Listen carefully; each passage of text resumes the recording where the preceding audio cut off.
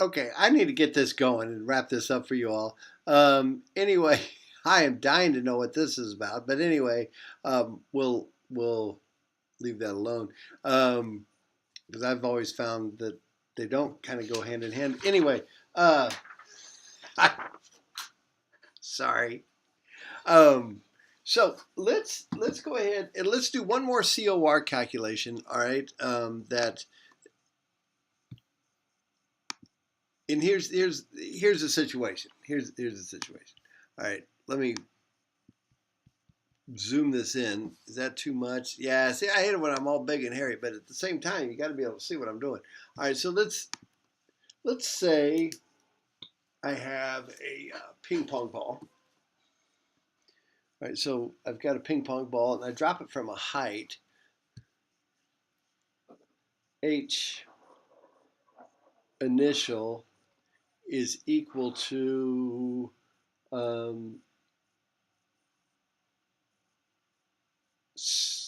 basketball, 1,600 millimeters. Okay, so I need to drop a height from basketball from a height of 1,600 millimeters. So this is basketball. And it's got a coefficient of restitution for this basketball. According to the rules of the NBA, it should have a coefficient of restitution of about 0.82. I'm dropping it from a height of 1,600 meters. So what is the height final going to equal? How do I calculate that? Ah, we can do that pretty simply. Do it this way. We can go, okay, well, the height final divided by the height initial inside the square root is equal to 0.82. How do we do that calculation? Do you remember?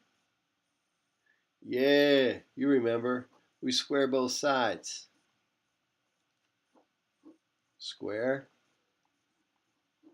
square.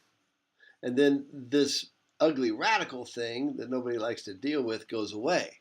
Height final divided by 1,600 then is equal to 0.82 squared times 0.82. And let me see what that. I have my calculator all locked up here. Okay.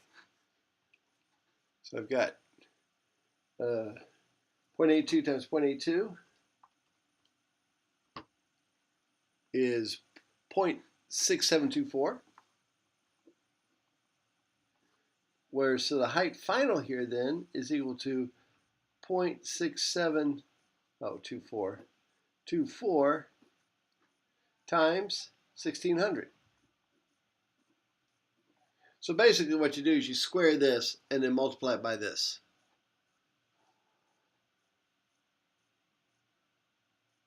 So if you're trying to find the final, now if you're trying to find the initial height, that gets a little bit tricky because you got to do flip-flop and all that kind of stuff, and I'll make you do that. So, but be careful because in your pre-lab you also have, let's say, a baseball has a COR of 0.55. Okay? And the incoming ball, outgoing ball, V final of the outgoing ball, let's say is equal to 52 miles per hour. Because we can leave this all in miles per hour. We don't need to convert. What was the velocity of the incoming ball then? Okay, well, we know this. We know that VF over VI is equal to the coefficient of restitution of a baseball. We're looking for VI. So we got to multiply both sides by, or we can just flip it over. Then it becomes easy. If we flip this over, I get VI over VF is equal to 0.55 to the minus 1.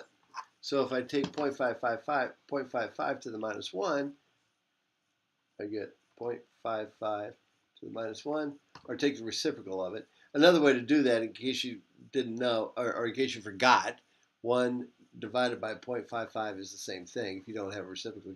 So you get 1.1818. Let's just call it 1.82, just to be on the safe side. And so, since I know that V final is equal to 52, VI is equal to 1.82 times 52, and that comes out to be 94.5 miles per hour. Okay, those are the only calculations you have to do on your pre-lab. And so now I'm going to, in the next video, I'm going to talk about the lab. And it shouldn't take too long because it's pretty straightforward. And we also have a nice, I've included inside the lab instructions, a nice video of a guy who did some good measurements of the lab. Okay? Who shows you how to, now you're going to have to use your phone, and you're going to have to use the slow-mo on your phone, or borrow somebody's phone, or do something like that. All right? Or your computer. But most of y'all have, if you don't have a smartphone, just let me know. And we might be able to devise another way to take the measurement. Or, if you don't have a smartphone, now you're going to do science. What our experimentalists here in the physics part, they live for that. They're like, well, I don't have the right piece of equipment. What's a way that I can replicate it? All right? Okay.